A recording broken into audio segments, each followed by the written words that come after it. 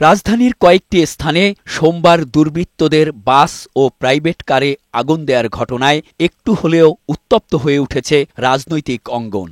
এরই সঙ্গে যুক্ত হয়েছে রাজনৈতিক কার্যক্রম নিষিদ্ধ আওয়ামী লীগের পালিয়ে থাকা নেতাদের ১৩ নভেম্বর ডাকা লকডাউন কর্মসূচি। দুপুরে স্বরাষ্ট্র মন্ত্রণালয়ে অনুষ্ঠিত আইনশৃঙ্খলা সংক্রান্ত উপদেষ্টা পরিষদ কমিটির বৈঠকের আলোচনায় গুরুত্ব পায় এ বিষয়টি।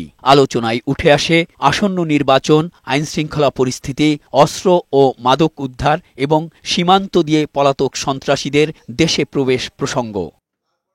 বৈঠক শেষে ব্রিফিংয়ে স্বরাষ্ট্র উপদেষ্টা বলেন, ১৩ নভেম্বরকে ঘিরে আইনশৃঙ্খলা বাহিনীকে শক্ত অবস্থানে রাখা হয়েছে। ১৩ তারিখের ঘটনা নিয়ে এই ক্ষেত্রে আইন শৃঙ্খলা বাহিনী কিন্তু একটা শক্ত অবস্থান নিয়েছে।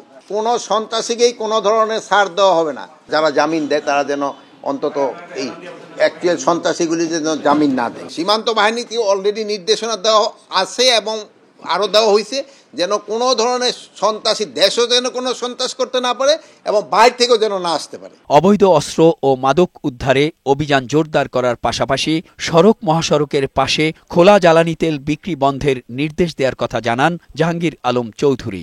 কিছু কিছু অস্ত্র কিন্তু এখনো রয়ে গেছে বাইরে, এগুলি যেন খুব তাড়াতাড়ি আমরা উদ্ধার করতে পারি, এই জন্য সব ধরনের চেষ্টা করা হচ্ছে। আরাকানের ওদিক থেকে ইয়াবা আসা একটু কমছে, তো আমাদের সবারই একটা দায়িত্ব এই মাদকটাকে কিভাবে সমাজ থেকে দূর করা যায়। রাস্তার পাশে যে তেল বিক্রি করা এই কিছুদিনের জন্য এটা বন্ধ থাকবে। নির্বাচনকে সামনে রেখে আইনশৃঙ্খলা বাহিনীর প্রস্তুতি ও প্রশিক্ষণে সন্তোষ প্রকাশ করেন স্বরাষ্ট্র উপদেষ্টা।